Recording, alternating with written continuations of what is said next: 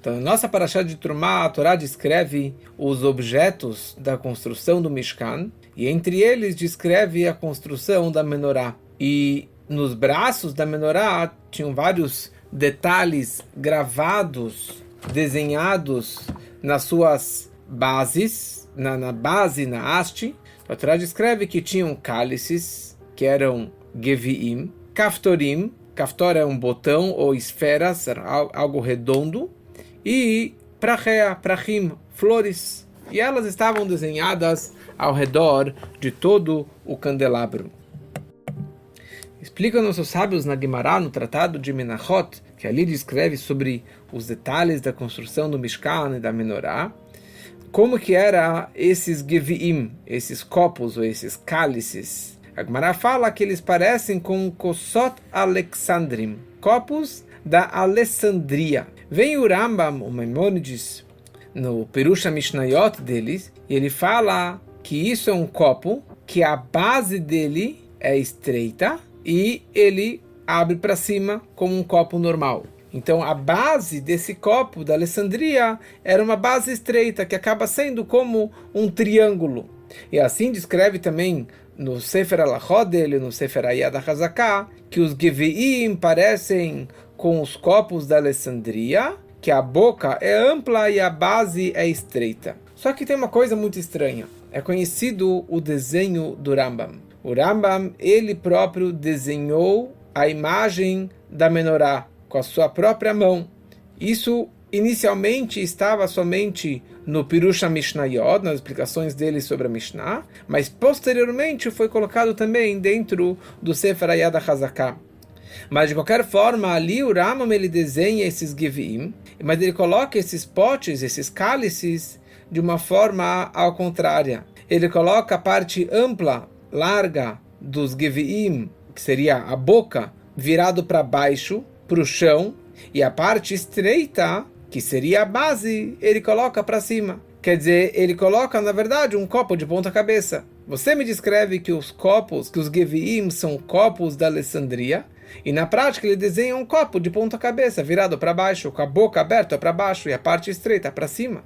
Apesar que o Rambam ele fala que esse desenho não é exato, é só klalutá, reachaitá, só uma forma geral de como que era a menorá, pelo saber a posição e a imagem em geral, mas não bedigduk, sem uma exatidão. E por essa razão, ele coloca esses copos como se fosse um triângulo. Apesar que não existe copo triângulo, não existe um copo com uma base estreita, pontiaguda, com uma ponta só, nenhum copo fica de pé dessa forma. Mas a imagem é essa, a ideia é essa, que era mais amplo de um lado e mais estreito do outro lado. Tudo bem, mas não há razão de ele fazer um desenho de ponta cabeça. Você não quer ser exato nas medidas e nos detalhes, tudo bem. Mas colocar o copo de ponta cabeça, que a parte estreita fica para cima, isso daqui não tem lógica, não tem razão de fazer dessa forma. E principalmente que o Rambam, ele em geral, ele era daikan, ele era muito meticuloso, com muita exatidão em cada detalhe que ele faz e que ele escreveu. Então não tem lógica de escrever que o Rambam ele colocou os geviim de ponta cabeça sem querer, né? Assim, sem querer, isso foi 22 vezes, porque tem 22 geviim em toda a menorá. Então por isso a gente chega à conclusão que, sendo que o Rambam ele próprio desenhou, e ele colocou os geviim nessa posição de cabeça para baixo, significa que a opinião dele era que os geviim eles estavam de ponta cabeça. Quer dizer, a parte ampla para baixo e a parte estreita para cima. Porque essa era a opinião dele. Talvez ele recebeu isso aqui de Kabbalah. Kabbalah quer dizer de passar de geração em geração, aprendeu do professor, até chegar lá para trás. Ou porque ele tinha uma fonte, algum livro, que ele se baseou neste. Como que vários livros que haviam naquela época não chegaram nas nossas mãos. Como que vários lugares no Rambam, outros Rishonim, eles falam, consta em tal Medrash, consta em tal livro, e na nossa mão nós não temos acesso a este livro. É interessante que, apesar que o Rebbe tem a maior biblioteca de livros judaicos com todos os tipos de versões e tipos de impressões, mas o Rebbe fala, esse livro, Lo Igi Leyadeinu, ainda não chegou nas nossas mãos.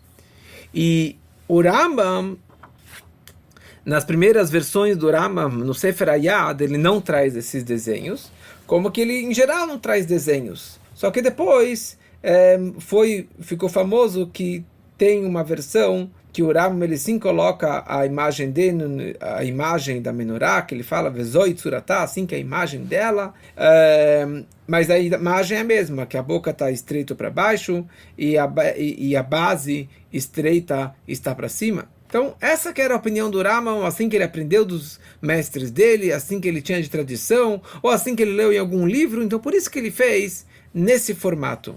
E talvez 3 razões porque era dessa forma.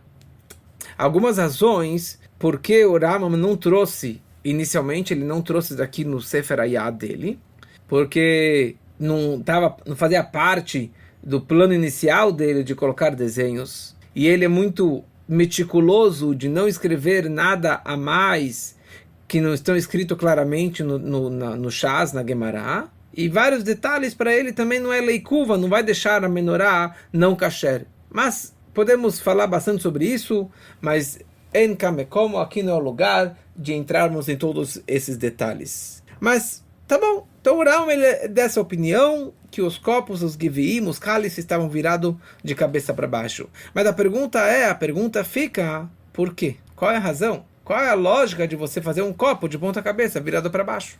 Principalmente que no Mishkan existia uma regra que se chamava Derech Gedilatam. Tudo precisava ser feito, colocado da forma que ele cresceu e nasceu da terra. Por exemplo, os krashim, as vigas, as estacas de madeira de cedro, de acácia, a parte de baixo do tronco ficava de baixo e a parte de cima ficava para cima. Você não podia colocar de ponta cabeça. E assim também, em geral, nas nossas mitzvot que nós fazemos, você tem que precisar fazer a mitzvah da forma que ela cresceu. Derech Gedilatam. Como o lulav, você não pode segurar o lulav, o etrog, a aravá, o adá, você não pode segurá-los de ponta cabeça. Então, por que aqui os giviim foram feitos o oposto do crescimento, entre aspas, quer dizer, do normal de um copo, que ele fica aberto para cima e fechado para baixo? Então, fala o Rebbe que podemos entender isso quando vamos entender, em geral, toda a ideia da menorá. Qual é todo o propósito da menorá, do candelabro do templo? Fala o Talmud, a Gemara fala em Menachot, em alguns lugares, Lo leorá nitzarich, ela eidu tu lechol baei olam, shashchina shorá be'Israel. O propósito da menorá não era para iluminar aquele local, porque era um local fechado, com 4 paredes, e só o Cohen entrava lá para acender e pronto. O propósito da menorá não era para iluminar o local, e sim era um testemunho para todo o mundo que a Shekhinah, que a presença divina paira no povo de Israel. Quer dizer, a luz da menorá não era para iluminar o local onde que estava posta, colocada, no Mishkan, no Beit HaMikdash. Pelo contrário, eu não preciso dessa luz. Todo o propósito é um testemunho para o mundo inteiro, para todos os habitantes do mundo, que a Shekhinah, que Deus, a presença divina, paira no povo de Israel. Que está ligado com uma das velas, a vela do oeste, que ela nunca apagava. Era uma das 7 velas, ela nunca apagava. Ficava o tempo todo aceso durante séculos e séculos do primeiro templo e no início do segundo templo também, ela ficava acesa o tempo todo. E isso é um testemunho que a luz, que a presença divina paira dentro do povo de Israel. Isso é chamado Ner HaMaravi, a vela do oeste, a vela ocidental. E por essa razão, que o templo, a menorá, era um testemunho da luz, da iluminação para o mundo todo. As janelas do templo do Beit HaMikdash, elas tinham uma posição oposta às janelas da época. Na época não havia iluminação. Então as janelas, elas nas paredes de pedra, faziam de tal forma, você pode ver naqueles palácios antigos, que shkufim atumim, na parte externa da casa era estreita, E na parte interna da casa, a janela ela abria para dentro, ela era ampla para dentro, para que a luz do sol entrasse por aquele buraquinho e ampliasse e espalhasse luz para a casa toda, para todo o palácio. As janelas do Beit HaMikdash de Jerusalém eram diferentes. Na parte interna era estreita e na parte externa era ampla. Porque não era a luz do sol que estaria iluminando dentro, mas pelo contrário, a luz do templo do Beit HaMikdash que tinha o propósito de iluminar todo o mundo. Porque todo o objetivo da menorá, todo o objetivo do templo é iluminar o mundo, um testemunho para o mundo inteiro que Deus, que a presença divina paira dentro do templo, paira dentro do povo de Israel. Da mesma forma, podemos explicar em relação aos Geviim, aos cálices. O Rabbeinu Bachya, ele explica um remez, uma indicação, o que representa esses potes, esses cálices do candelabro da menorá. O que é um gavia? O que é um cálice? Um cálice é um objeto, é um kli, um recipiente, que ele recebe água, mas ele mashke o marve, ele serve água, ele verte água para outros, para as pessoas.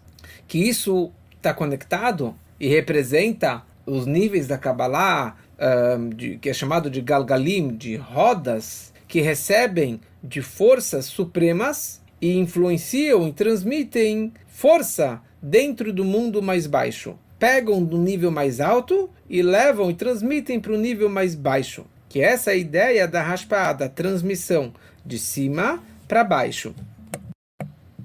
Uma hashpah, uma transmissão de cima para baixo, do superior para o inferior. Mas que o marvé, que ele está vertendo, ele está servindo algo de cima para baixo. Que essa é toda a novidade de um copo em relação a uma jarra, a uma garrafa. A ideia de um barril, de uma jarra, é para conter a água dentro de si. Uma garrafa de vinho fica dentro do vinho. Mas um copo, ele sim recebe água. Mas todo o propósito do copo é que a pessoa vá e beba deste copo. Ele vai servir e verter da sua água para a pessoa que está bebendo.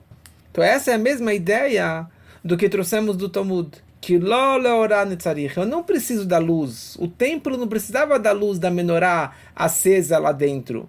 Mas isso, o propósito, é um testemunho para o mundo inteiro que a luz ilumina o povo de Israel. Quer dizer que o objetivo da menorá não é a nitzarich, que eu preciso para receber, para iluminar a mim, e sim para iluminar o mundo de fora, para iluminar e transmitir essa luz beolam hashafel, no mundo baixo, no mundo inferior. E por essa razão, os geviim da menorá, os cálices da menorá também tem essa mesma ideia, essa mesma simbologia, que a boca está aberta para baixo e a parte estreita está para cima. Quando um cálice, quando um copo, ele está como um recipiente para absorver dentro de si. Por exemplo, você faz um kiddush do Shabbat, você faz um kiddush sobre um copo, então a abertura está para cima e a base está para baixo, que ele está recebendo, segurando o vinho dentro de si, o líquido dentro de si.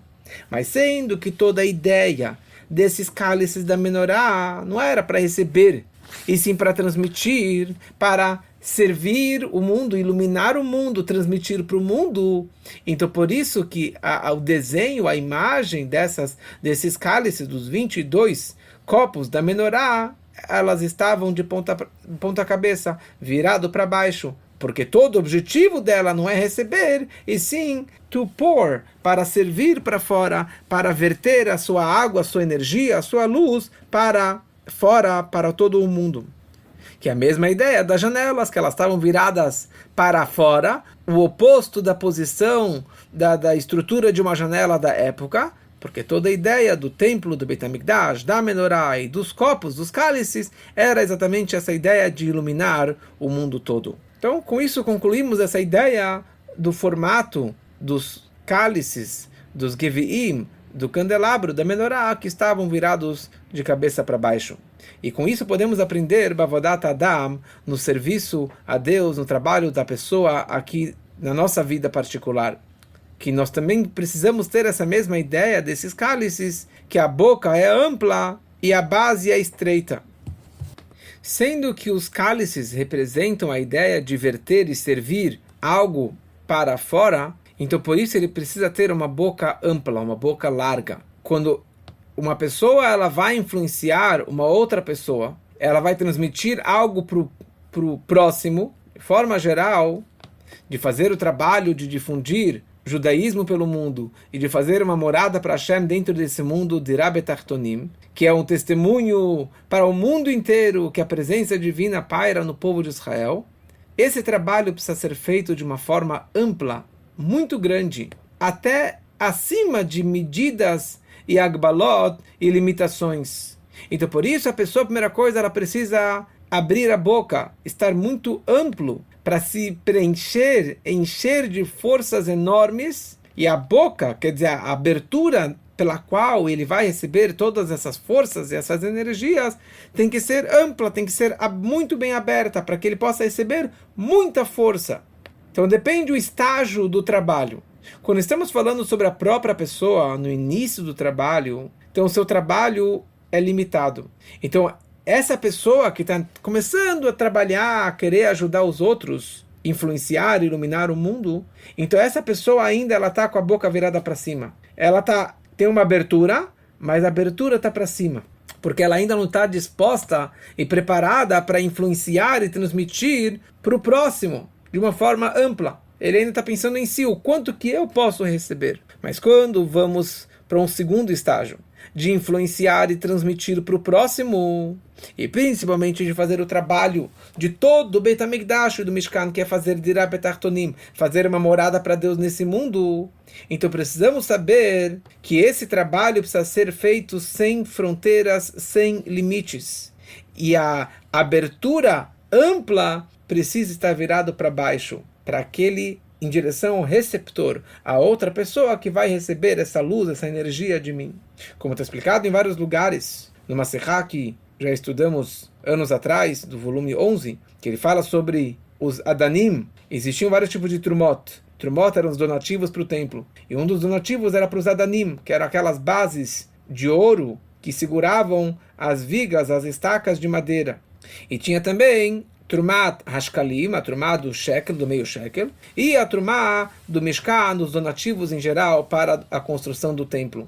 Então a Trumá, a doação para fazer esses pilares de ouro, que era com meio shekel, isso estava limitado, era uma doação limitada. Kesef, meio shekel de prata, e assim por diante. Já a Trumata Mishkan, dos donativos para a construção do templo, tinha 13 tipos ou 15 tipos de doações. Tinha do mineral, do vegetal, do animal. Cada um deu o quanto que ele podia entregar, de doar para o templo. Que isso representa também a doação do racional do homem, do medaber, se entregando ao templo. Por que nessa diferença? Trumata Adanim Bashkalim, os donativos dos pilares de ouro e do meio shekel, isso representa colocar a base, o início do trabalho da pessoa. Que isso é, Temidim Kesidram, o trabalho constante, o trabalho regrado, organizado. Você acorda de manhã, você fala Modeani, e você vai avançando e crescendo e subindo.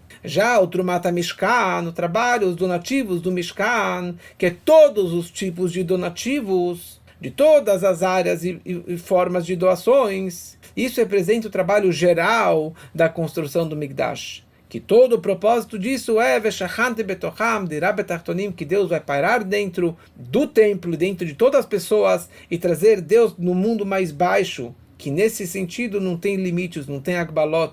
E por isso que representa o trabalho com todo o mundo, com todos os ingredientes e tipos de materiais do mundo. Essa que é a diferença desses dois donativos.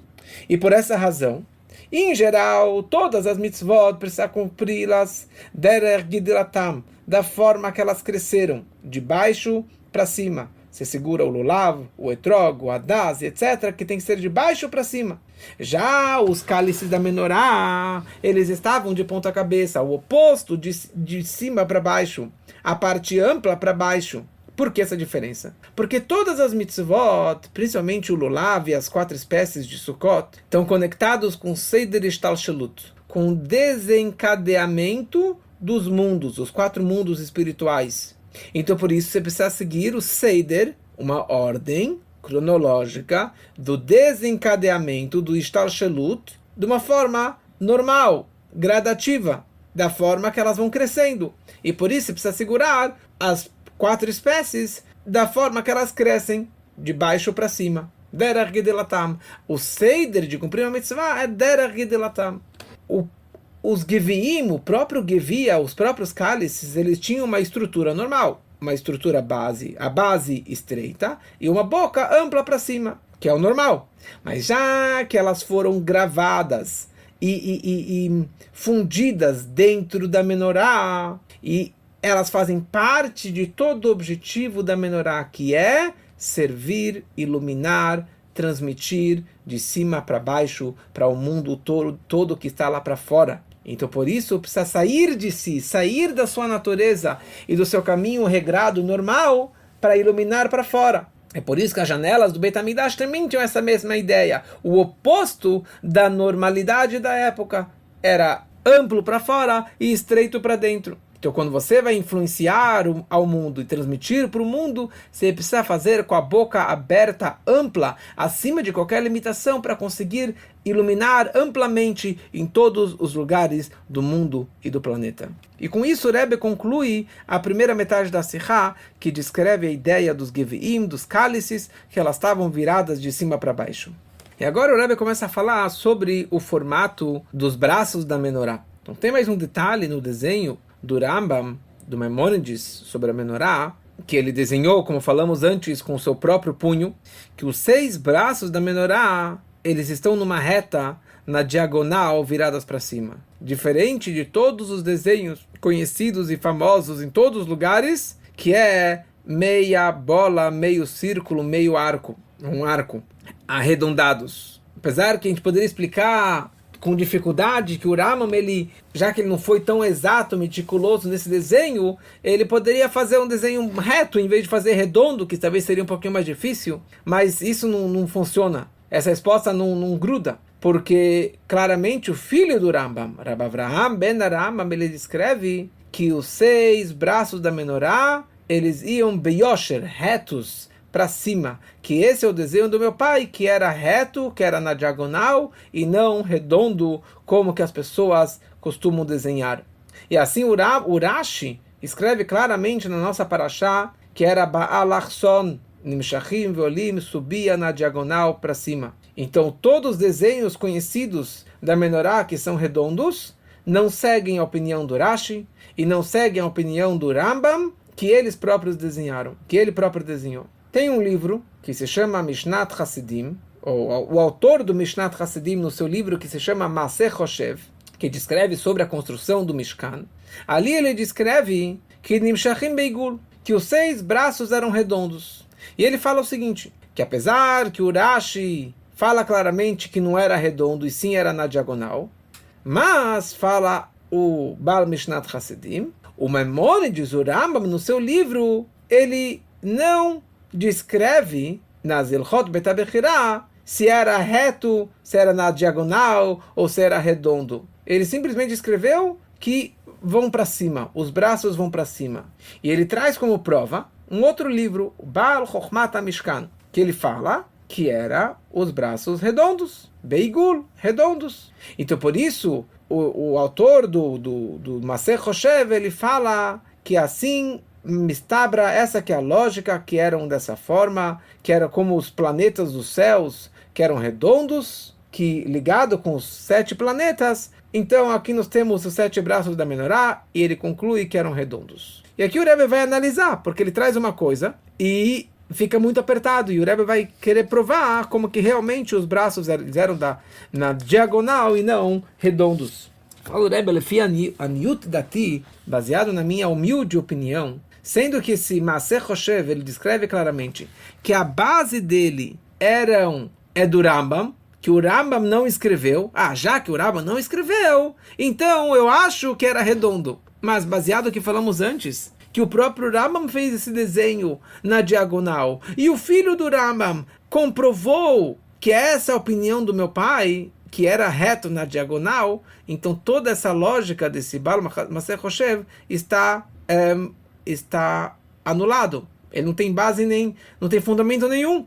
E fala o Rebbe, eu acho o seguinte, muito claro. Se esses dois autores vissem o desenho do Rambam, que hoje é tão famoso, que naquela época talvez não era tão conhecido, então eles nunca viram esse desenho do Rambam, então, mas se eles tivessem visto, eles teriam a mesma opinião, como que o Rambam fala, que era na diagonal e não era redondo. Então, baseado em tudo isso, fala o Rebbe, o correto é a gente consertar tudo isso. Que todos os lugares e todas as sinagogas e todas as escolas que fazem desenhos e imagens da menorá, do templo, do Mishkan, do Beit HaMikdash, precisam desenhar na diagonal, baseado na opinião do Rashi, baseado na opinião do Rambam, e é indiscutível essa questão. Então, todas as instituições de educação e panfletos e sinagogas, etc., precisam consertar para que a menorá seja desenhada. Se você está representando a menorá do Beit HaMikdash, do Mishkan, você precisa fazer dessa forma na diagonal e não de uma forma arredondada. E baseado nisso, falou Rebbe, o correto seria também consertar as Hanukiot de Hanukkah, que muitas até hoje fazem de uma forma redonda, mas toda a ideia da Hanukkah é lembrando o milagre que aconteceu na menorá do templo na história de Hanukkah. Então, se a menorá é na diagonal, então a Hanukkah também deve ser feita na diagonal e não usar Hanukiot num formato redondo. Então é conhecido no Arco de Tito, no Arco do Triunfo, em Roma, que até hoje está lá gravado no Arco do Triunfo, os romanos chegando em Roma com os objetos do Beit HaMikdash que eles destruíram, do primeiro templo que eles destruíram, e ali tem uma imagem de uma menorá. Então, provavelmente o mundo se baseou na imagem da menorá, neste Arco de Tito, que ali tem uma menorá redonda. Só que quem desenhou esse arco? Foram não-judeus. E eles desenharam isso aonde? Em Roma. E por isso que esse arco é chamado o Arco do Triunfo, o Arco da Vitória de Titus e Marshemó, que ele venceu e derrotou e destruiu o Beit HaMikdash. Então, quando Titus, o perverso, destruiu o primeiro templo, o segundo templo, ele ordenou que pegassem todos os objetos do Beit HaMikdash e levassem eles para Roma. E pela sua honra foi construído o Arco de Tito, o Arco da Vitória, o Arco do Triunfo, que representa o nome dele, que representa a honra dele, o portão de Titus, o Arco de Tito. E ali está gravado, você pode ver a imagem, você pode abrir na internet, você pode ver esse arco, como que os soldados romanos estão carregando os objetos do Beit HaMikdash junto com os judeus capturados, e ali tem uma menorá. E essa menorá tem 6 braços redondos. Primeira coisa, essa menorá que está lá gravado no arco não é perfeita, com os mínimos detalhes. Como você pode ver, que não tem perna. É um candelabro que não tem nem base. Óbvio que tinha base, mas foi feito de uma forma sem base. Então todo o objetivo desse arco, dessa gravação, é para demonstrar a vitória de Roma contra o povo de Israel, Deus nos livre. A tal ponto que ali está escrito a palavra Yehuda Yudá Kapata. Judá, os judeus foram capturados. E havia épocas que eles forçavam os judeus a irem até esse portão de Titus para mostrar o que estava gravado lá, para desprezar, para humilhar os judeus que eles são capturados. Então, a imagem da menorá com os braços redondos, meio arco, como que está no portão de Titus, isso tem que despertar um berro e uma advertência muito grande. Quer dizer, o mais importante é o seguinte, isso aqui é o oposto do desenho do Rashi, o oposto do desenho do Rambam. E na hora que você usa um desenho redondo, uma menorá, com meio arco, você está comprovando e você está aprovando, Deus nos livre, Haz v'Shalom, Rahaman al-Islam, no desenho que foi feito no portão de Titus, que foi feito desde o princípio para sofrer e humilhar o povo de Israel. Ao invés de demonstrar que a menorá é uma luz para o mundo, Eidud lekol ba'ei olam, é um testemunho para todo mundo que a Shekhinah, que a presença divina, paira no povo de Israel. Se você faz uma menorá redonda, você está lembrando o oposto. Você está lembrando que quem comanda é Roma, é o Tito, e a vitória, e a derrota do povo de Israel, Deus nos livre. Então por isso que o Rebbe fala que toda a base é corrompida. Toda a ideia de fazer uma menorá redonda veio do nosso maior, grande inimigo, Tito, e a Roma. Então o Rebbe conclui, que seja a vontade de Deus, que muito em breve venha a Geolá verdadeira e completa, e nós teremos a menorá literalmente completa no terceiro Beit HaMikdash, para que a gente possa realmente ver com os nossos olhos a menorá de pé. E daí Moshe e Aaron estarão junto com eles, e nós veremos com os nossos olhos o que Deus prometeu para Aaron, você vai acender a menorá, que isso seja muito em breve, se Deus quiser, na vinda do Mashiach.